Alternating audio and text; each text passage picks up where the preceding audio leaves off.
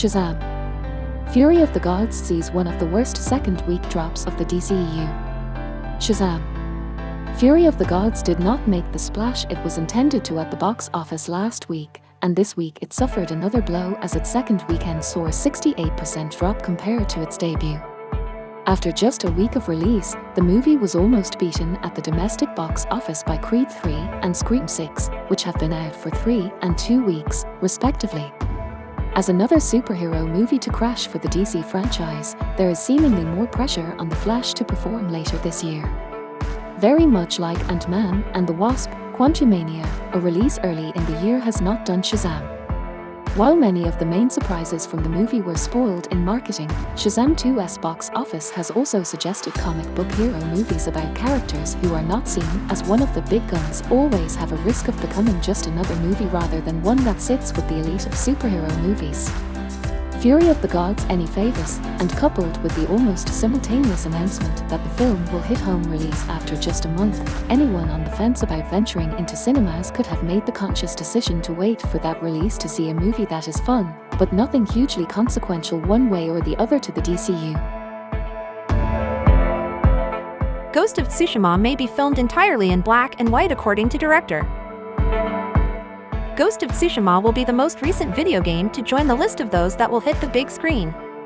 After the enormous success of The Last of Us and many of the recent productions based on video games finally achieving success, more and more projects of this style will be turned into series or movies. However, the adaptation of Ghost of Tsushima seeks to be very different from everything seen so far. The film, helmed by John Wick and Deadpool director Chad Stahelski, will honor the source material by filming entirely in Japan, with actors from the same country and in the original language. But that is not all. In a chat with IGN, during the promotion of the saga's latest chapter starring Keanu Reeves, Stahelski revealed that his new film could be in black and white. So while Ghost of Tsushima is extremely colorful, there is a Kurosawa-esque version, paying homage to the acclaimed Japanese director. This would definitely be a risky bet, but one that could make the production stand out among the enormous number of franchises that currently exist. But Stahelski's visual style and experience with action sequences could make an excellent combination for a black and white Ghost of Tsushima movie. New trailer for Knights of the Zodiac adapts a classic manga series for the big screen. While manga-to-film adaptations are still most often produced in Japan, with the evolution of both animation and live-action adaptations gaining more footing here in the West, more projects reimagining Japanese comics are coming to life courtesy of Hollywood. Soon enough, yet another one will join that list. A new trailer has just dropped for Knights of the Zodiac, a live-action adaptation of the classic 80s mythological fantasy manga and anime called Saint Seiya. Knights of the Zodiac is being helmed by Tomasz Baginski, the executive producer in several episodes of Netflix's The Witcher, a live-action adaptation of the acclaimed video game franchise. The script is co-written by Josh Campbell, Mats Jekken, and Kael Murray. The film is based on the original manga called Saint Seiya, created by Masami Kurumada. The manga spanned into a massive anime series that spanned hundreds of episodes over nearly 3 decades, up to a CG-style remake in 2019 courtesy of Netflix and Crunchyroll.